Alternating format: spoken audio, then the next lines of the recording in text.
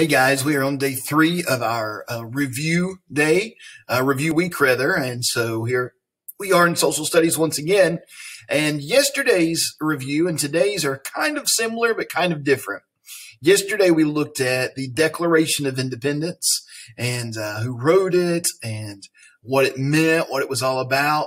Today we're still talking about the Declaration of Independence, but this is a standard that that you had to know that is a little different about the Declaration of Independence. It talks about how the principles or the ideas that are in the Declaration of Independence clashed or didn't go along with how different groups of people were treated. So the Declaration of Independence says we believe all men are created equal, right?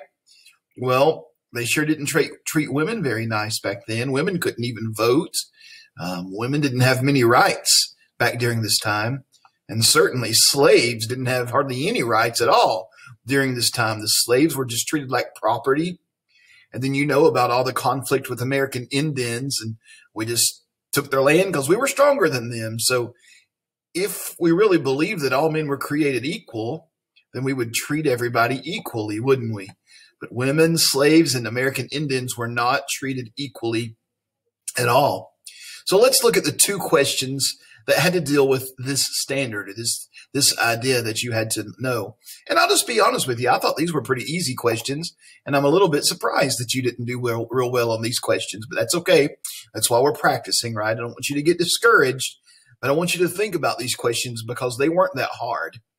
And the first one says, which principle, and maybe that word confuses you, which idea from the Declaration of Independence led northern states to end the practice of slavery?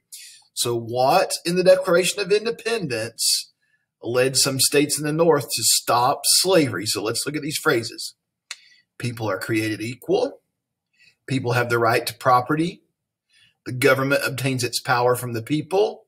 The government can be abolished by the people. Now, all of these are in the Declaration of Independence, but only one of them would have to do with slavery. Think about slavery. Owning somebody else, whipping them, treating them terribly. It has to be this one. You would end slavery if you truly believe that people are created equal. That slave, no matter what color of their skin, no matter if they're a man or a woman, we treat everybody equally. So the Declaration of Independence says we hold these truths to be self-evident that all men are created equal. Well, that idea is great and it's true, but you didn't act like it. They didn't act like it back then because they still had slavery. So some states in the North stopped slavery because of that idea that people were created equal. Okay? I thought that was pretty easy, so I'm surprised you didn't do too well on that one. And I didn't think this one was very hard either. This is an excerpt from the Declaration of Independence. We hold these truths to be self-evident that all men are created equal, that they're endowed by the Creator with certain unalienable rights, that among these are life, liberty, and the pursuit of happiness. So even though the founding fathers used the term all men, the government favored which group of people? So favored means they kind of treated them better than the other groups of people. So which one of these groups were treated better than the other groups? Black men? Absolutely not. Most of them were slaves. Black women? Nope. Slaves. White men or white women are left. So we already said that women didn't have as many rights. So the group that was favored was white men. Who could be in Congress?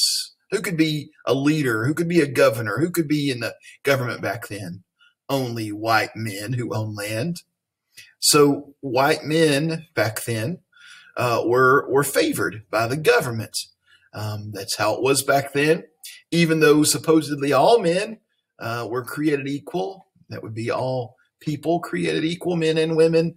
It wasn't that way back then. It wasn't treated that way back then. Only white men had the right to vote. Only white men could serve in government. Now, that's not true anymore, is it? Our country has come so far. We have white women in government. We have black men in government. We have black women in government. We have Indian men in government. We have people from all kinds of races that serve in our government. And that's the way it should be.